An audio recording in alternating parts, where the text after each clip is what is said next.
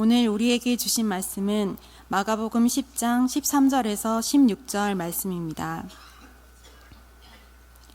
사람들이 예수께서 만져주심을 바라고 어린아이들을 데리고 오매 제자들이 꾸짖거늘 예수께서 보시고 노하시어 이르시되 어린아이들이 내게 오는 것을 용납하고 금하지 말라. 하나님의 나라가 이런 자의 것이니라.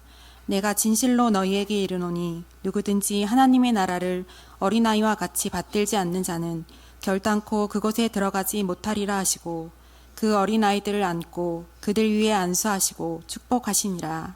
아멘. 오늘도 귀한 찬양과 우리 말씀 목록과 기도에 감사를 드립니다. 우리 성도님들의 삶의 자리 곳곳마다 십자가가 중심이 되어서 늘 믿음 잘 지키시는 우리 모두가 되시기를 주님의 이름으로 축복합니다. 요즘 어린이들은 이전보다는 그래도 존중을 많이 받고 있는 그런 시대를 살아가고 있습니다. 이것은 비단 우리나라뿐만 아니라 전 세계의 분위기가 이렇게 흘러가고 있습니다. 이 사실은 전 세계 사람들이 가장 많이 보고 있는 영상 매체인 유튜브를 보면 이 사실을 잘 알 수가 있습니다. 우리 성도님들은 유튜브에서 세계 최고의 조회수를 기록하고 있는 동영상이 무엇인지 혹시 아십니까? 이 영상은 우리나라에서 만든 영상입니다. 혹시 아직도 싸이의 강남스타일이 최고 조회로 알고 계신 분이 있다면 그건 틀렸습니다. 예. 우리나라에서 만든 어린이용 영상인데요. 이 영상이 세계 최고의 조회수를 자랑하고 있습니다. 이 영상은 유튜브에 올릴 때에 외국 사람들이 들을 수 있도록 영어로 만들어진 그런 영상입니다. 어제 기준으로 조회수를 보니까 158억 명이 이 영상을 보았습니다. 궁금하지 않습니까? 한번 보여드리겠습니다. 이거는 그 아기상어라는 그런 노래 영상입니다. 우리나라의 핑크퐁이라는 그 아이돌 콘텐츠를 만드는 그런 회사에서 만든 동영상입니다. 아마 아이를 키우고 있는 우리 부모들은 이 영상을 거의 다 알고 있다라고 저는 생각하고 있습니다.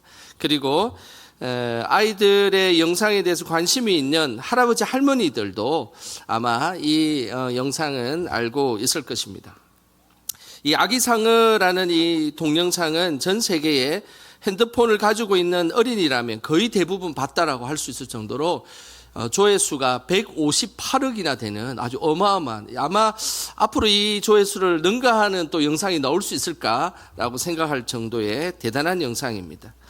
이것은 지금의 그 어떤 아이들의 파워가 계속해서 크고 있다라는 것을 반증하는 그런 일이라 할 수 있습니다. 2000년 전 예수님 시대를 살아가고 있었던 그때 아이들은 어떻게 생활을 했을까요? 그 아이들의 그 간접적인 모습이 오늘 본문 13절에 등장합니다. 우리 13절 같이 함께 읽어보겠습니다. 사람들이 예수께서 만져주심을 바라고 어린아이들을 데리고 오매 제자들이 꾸짖거늘.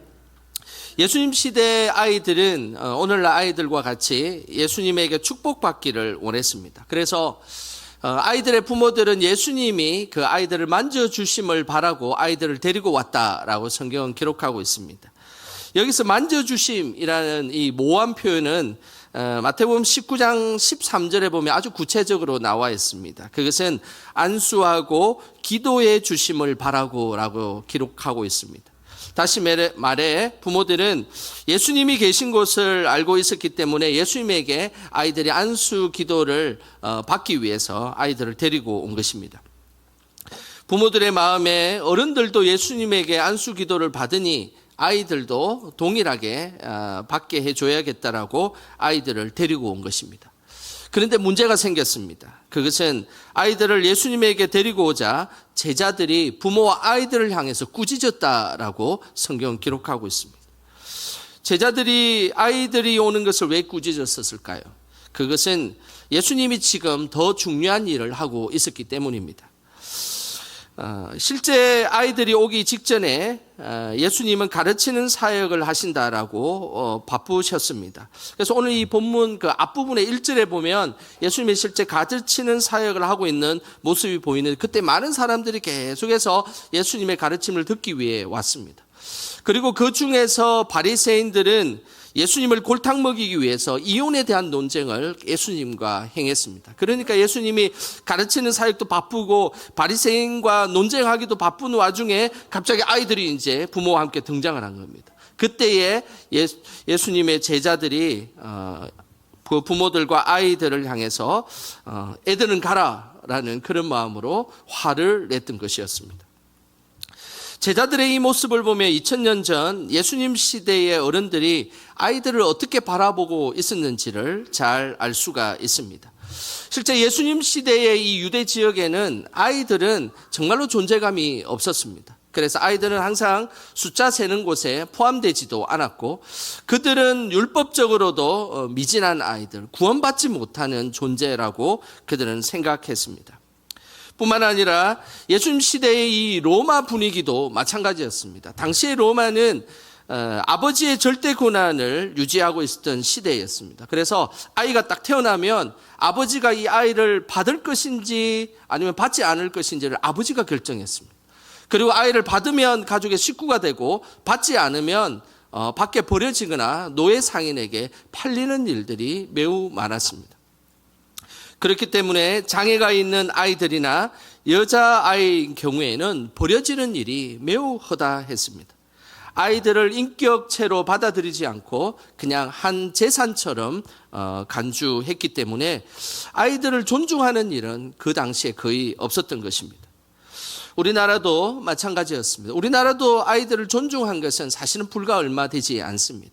소파 방정환 선생님이 아이들을 어른과 같은 용어로 어린이라는 용어를 사용하기부터 그제서야 아이들이 독립된 인격체로 받아들여지게 되었던 것입니다. 이처럼 예수님 시대의 아이들은 오늘날 아이들과 달리 아주 무가치한 존재로 여기고 있었습니다. 그런데 중요한 것은 예수님은 제자들과 다른 태도를 보였습니다. 오늘 그 장면이 14절에 나옵니다. 우리 14절 같이 함께 읽어보겠습니다. 예수께서 보시고 노하시어 이르시되 어린아이들이 내게 오는 것을 용납하고 금하지 말라. 하나님의 나라가 이런 자의 것이니라. 예수님에게 어린아이들이 찾아오는 것을 제자들이 못 오게 하자, 오늘 성경에는 예수님께서 노하셨다라고 말씀하고 있습니다. 이 노는 단순히 예수님이 제자들에게 분노했다라는 그런 뜻이 아니라 슬퍼하고 탄식했다라는 그런 의미입니다. 예수님은 제자들이 어린아이를 못 오게 하는 것에 대해서 왜 탄식하셨을까요? 그 이유는 불과 며칠 전에 제자들이 서로 큰 자가 누군지 막 싸우는 그런 일이 있었습니다. 그러면서 예수님은 하나님 나라에 가서는 어린아이들과 같은 모습으로 살아야 한다라는 것을 분명히 말씀하였습니다. 그러면서 어린아이들을 용납하고 받아들이는 것이 매우 중요하다라는 사실을 제자들에게 불과 며칠 전에 이야기를 했던 것입니다. 그러면서 그때에 마가복음 9장 37절에 아주 중요한 말씀을 하셨습니다. 마가복음 9장 37절입니다. 읽어보겠습니다. 누구든지 내 이름으로 이런 어린아이 하나를 영접하면 곧 나를 영접함이요. 누구든지 나를 영접하면 나를 영접함이 아니요 나를 보내신 이를 영접함이니라. 예수님은 불과 며칠 전에 어린아이를 영접하고 받아들이라라고 분명히 말씀했습니다.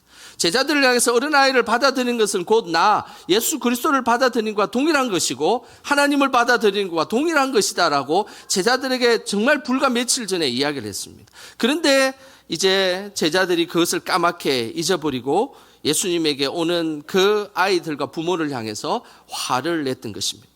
그래서 이 사실에 대해서 예수님은 매우 슬퍼하며 한탄해 하셨습니다. 예수님은 자꾸 소외된 존재에 대해서 존중하는 일을 매우 중요하게 생각하셨습니다. 특별히 예수님 당시에 소외되었던 여인들, 아이들을 예수님은 존중하셨습니다.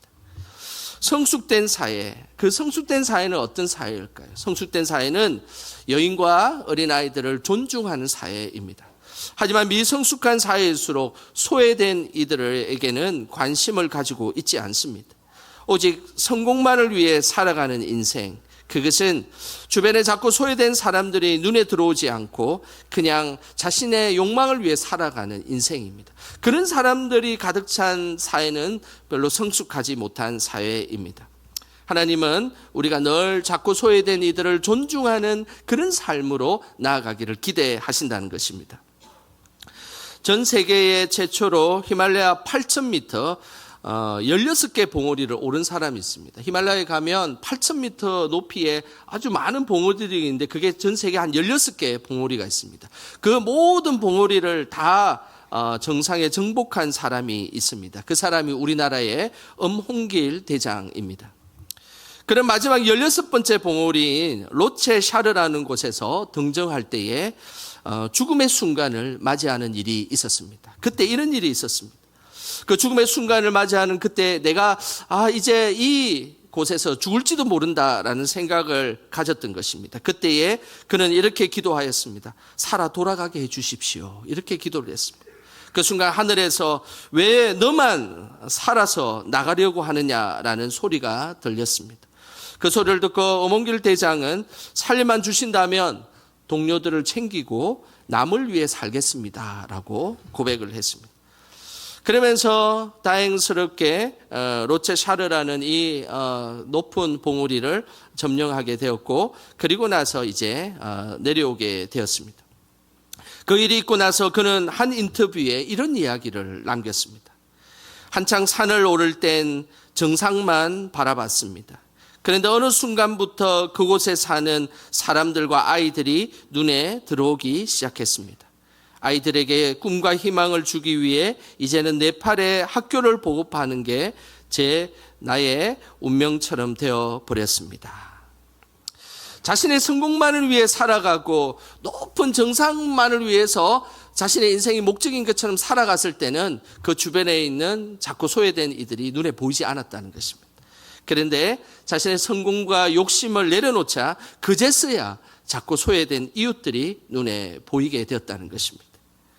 엄홍길 대장은 히말라야 정상을 도전할 때 자신을 도와준 네팔의 그런 많은 헬파들이 죽음을 맞이했다는 것을 알고 있었습니다. 그래서 그 헬파들의 자녀들을 돕는 일을 위해 자신은 평생 자신의 삶을 바쳐야 되겠다라고 결심하게 되었습니다. 지금은 네팔 산악 지역에 학교를 무려 20개나 세웠습니다. 이렇게 많은 학교를 세울 수 있었던 것은 그 가난하고 연약한 아이들에게 교육을 하는 것이 자신의 일평생 자신의 삶의 목적이다라는 것을 깨닫게 되었던 것입니다. 우리의 눈이 높아지고 욕심으로 뒤덮여 있으면 작고 소외된 이들은 절대 보이지 않습니다. 그러나 우리의 눈이 자꾸 낮아지고 그리고 겸손해지면 그 자꾸 소외된 이들이 눈에 보이게 되어 있다는 것입니다. 늘 하나님의 눈이 머무는 낮은 곳에 우리의 눈이 머무기를 주님의 이름으로 소망합니다.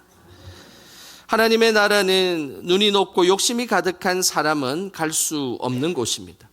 그럼 어떤 사람이 하나님 나라에 갈 수 있을까요? 오늘 예수님은 15절에 그 사실을 말씀하고 있습니다. 우리 15절 같이 함께 읽어보겠습니다. 내가 진실로 너희에게 이르노니 누구든지 하나님의 나라를 어린아이와 같이 받들지 않는 자는 결단코 그곳에 들어가지 못하리라 하시고, 예수님은 하나님 나라에 들어갈 수 있는 사람, 그 대상은 바로 어린아이와 같은 사람이다라고 말씀하고 있습니다.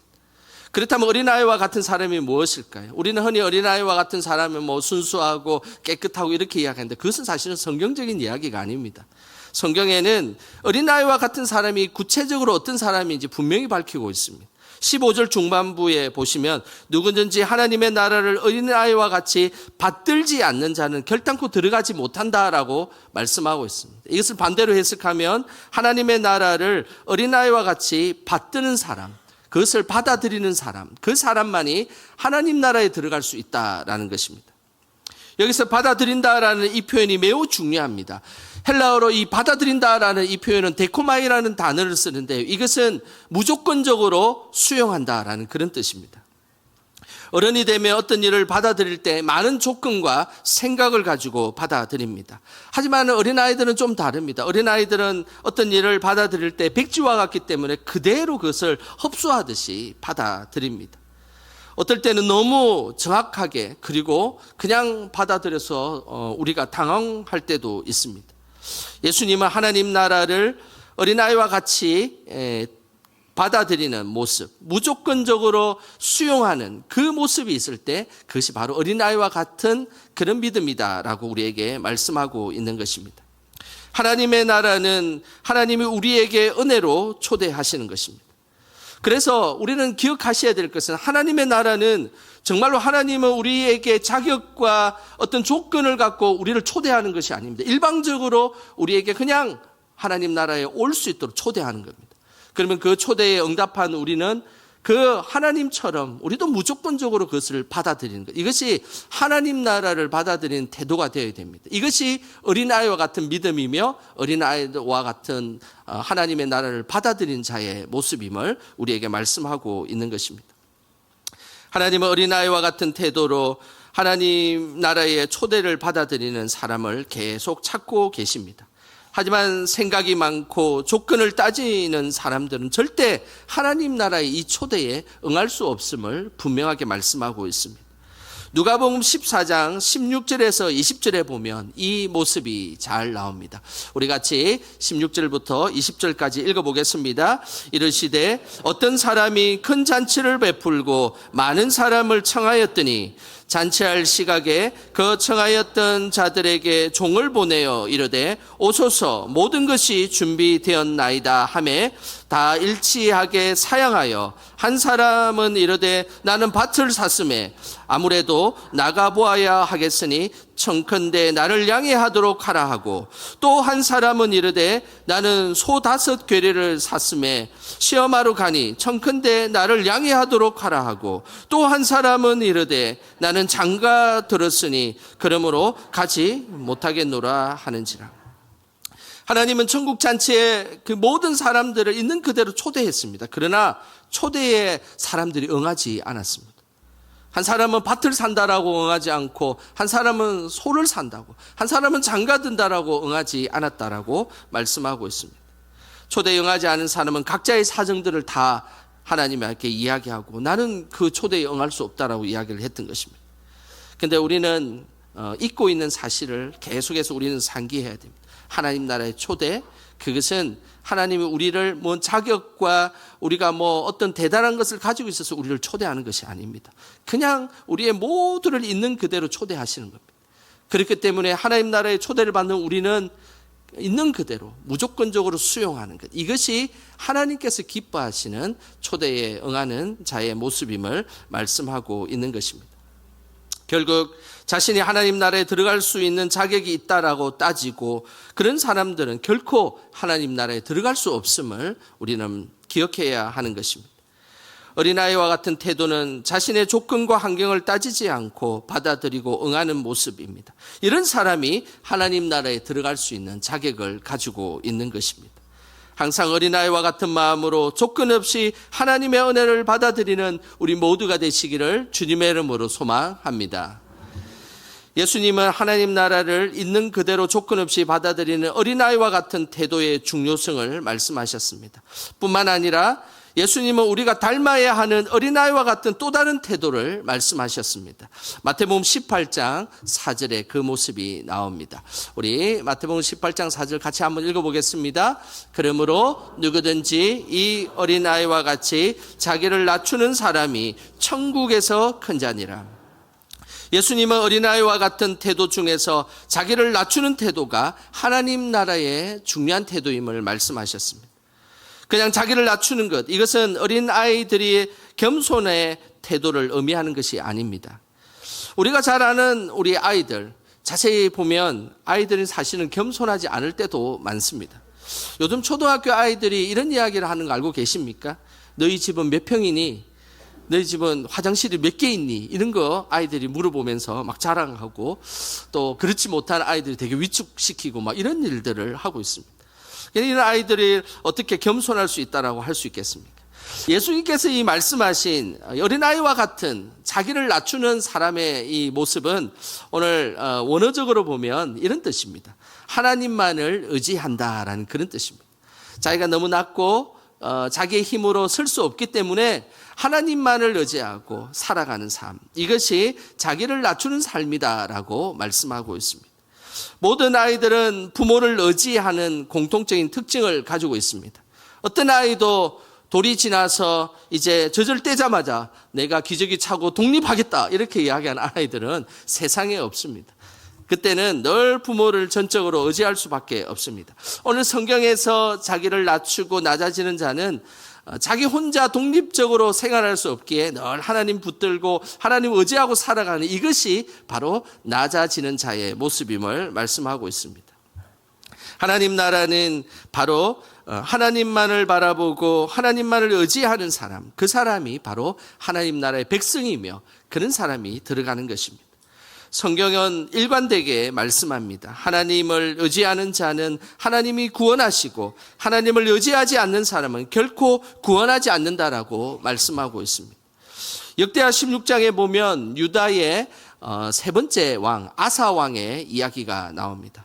어느 날 아사 왕이 이제 자신이 왕권을 가진 지 36년째 되는 해에 그 밑에 있던 북이스라엘의 바사 왕이 쳐들어오는 장면이 나옵니다.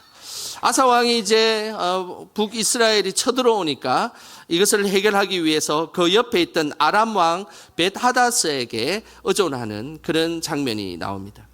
유다 왕이 아람 왕을 의지하면서 그 도움을 요청한 대가로 하나님의 성전에 있는 금과 은을 다 긁어 모아가지고 아람 왕에게 다 바쳐버렸습니다. 하나님을 의지하지 않고 아람 왕을 의지하고 있는 아사 왕을 유심히 지켜보고 계신 분이 계셨습니다. 그분이 하나님이셨습니다. 하나님이 옆에서 살아계신데 이 아사 왕은 하나님을 의지하지 않고 아람 왕을 의지하고 있는 것을 보고 계셨습니다. 그래서 하나님은 선지자 하나니를 아사 왕에게 보냈습니다. 그러면서 하나니 선지자는 아사 왕에게 이렇게 하나님의 말씀을 전했습니다. 역대하 16장 7절입니다. 우리 같이 한번 읽어보겠습니다. 그때에 선견자 하나니가 유다 왕 아사에게 나와서 그에게 이르되 왕이 아람 왕을 의지하고 왕의 하나님 여호와를 의지하지 아니하였으므로 아람 왕의 군대가 왕의 손에서 벗어났나이다. 하나님을 의지하지 않고 아람 왕을 의지했지만 결국 아람 왕의 군대가 왕의 손에 벗어났다는 것이 무엇입니까? 결코 도움이 되지 못했다라는 그런 의미입니다. 결국 하나님을 의지하지 않았던 아사 왕은 발에 병이 나서 죽게 되었습니다. 그러면서 그 죽음의 순간에도 성경은 아사 왕이 하나님을 의지하지 아니하였다라고 분명히 성경에서 밝히고 있습니다. 하나님의 나라의 백성은 항상 하나님을 의지하는 사람이 되어야 합니다. 그 사람이 구원을 받았는지 구원을 받지 않았는지는 그 사람이 하나님을 의지하고 살아가고 있는지 의지하지 않고 살아가고 있는지를 보면 알 수 있습니다. 시편 9편 10절에 보면 이 사실을 다시 한 번 더 분명하게 말씀하고 있습니다. 시편 9편 10절입니다. 한번 읽어보겠습니다. 여호와여 주의 이름을 아는 자는 주를 의지하오리니 이는 주를 찾는 자들을 버리지 아니하심이니라. 하나님의 이름을 아는 자, 주의 이름을 아는 자는 하나님을 의지하는 사람이라고 말씀하고 있습니다. 그러면서 하나님은 결단코 하나님을 의지하는 자를 버리지 아니하시겠다, 책임져 주시고 보호해 주시겠다라고 약속하셨습니다. 평생 하나님만을 의지하며 살아가기를 주님의 이름으로 축복합니다. 하나님은 어린이 주일에 우리에게 이렇게 말씀하셨습니다. 어린아이와 같이 하나님의 은혜를 조건 없이 받아들이라 라고 말씀하십니다. 또한 평생 하나님만을 의지하며 살아갈 것을 말씀하신다는 것입니다.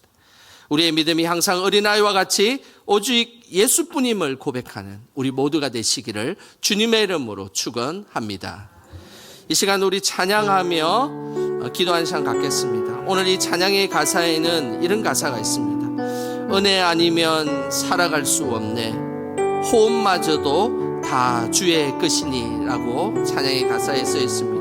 참된 평안과 내게 위로 주시는 예수, 오직 예수뿐이네.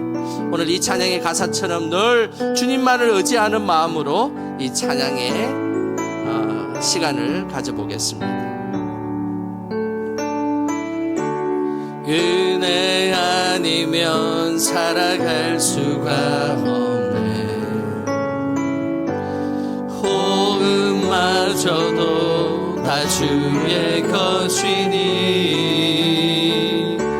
세상 평안과 위로 내게 없어도 예수, 오직 예수뿐이네. 그 신 외에 다 볼 수도 없고 작은 건 안에 지쳐도 주께 묻기 나의 모든 삶 버티고 견디게 하시네. 은혜 아니면 살아갈 수가 없네. 나의 모든 것 다 주께 맡기니 참된 평안과 위로 내게 주신 주 예수, 오직 예수뿐. 크신 계획 다 볼 수 없고 그 신 계획 다 볼 수도 없고 작은 것 안에 지쳐도 주께 묻기 나의 모든 삶 버티고 견디게 하시네. 은혜 아니면 살아갈 수가 없네. 나의 모든 것 다 주께 맡기니 참된 평안과 위로 내게 주신 주 예수, 오직 예수뿐. 이 시간 우리 합심하여 함께 기도하겠습니다. 하나님, 은혜 아니면 살아갈 수 없는 존재로 살아가게 하여 주시옵소서. 나의 작은 호흡마저도 다 주의 것임을 고백하며 늘 주님만을 의지하며 살아가게 하여 주시옵소서. 하나님 주신 은혜를 있는 그대로 받아들이는 저희들이 되게 하여 주시고 그런 어린아이와 같은 신앙으로 하나님 살아가게 하여 주시옵소서. 이 시간 그런 믿음 가질 수 있도록 주여 한번 크게 부르고 합심하여 기도하겠습니다. 주여, 하나님 아버지, 이 시간 주님의 은혜를 구하며 살아갑니다. 하나님 인도하여 주시옵소서. 하나님, 저희들이 은혜 아니면 살아갈 수 없음을 매 순간마다 고백하게 하여 주시옵소서. 우리의 작은 호흡 하나도 하나님 주의 것이오니 하나님 늘 주님 의지하며 살아가게 하여 주시옵소서. 하나님의 말씀과 하나님 주신 것을 있는 그대로 받아들이는 저희들이 되기를 원합니다. 어린아이와 같은 마음을 칭찬하시는 하나님, 자꾸만 어른과 같은 마음으로 살아가지 않게 하여 주시고 늘 어린아이와 같은 마음으로 주께서 주신 것을 있는 그대로 수용하며 나갈 수 있도록 도와주시옵소서. 그렇게 참된 평안과 위로 주시는 주님만을 의지하며 오직 예수뿐임을 고백하는 저희들의 삶이 될 수 있도록 주여 인도하여 주시고 주님 붙잡아 주시옵소서. 하나님 아버지, 부족한 저희들을 하나님 나라의 백성으로 삼아 주셔서 감사드립니다. 어린아이들처럼 하나님의 말씀을 있는 그대로 받아들이고 하나님만을 의지하는 믿음을 허락하여 주옵소서. 은혜 아니면 살아갈 수 없음을 항상 고백하는 저희들이 되게 하옵소서. 예수님의 이름으로 기도드립니다. 아멘.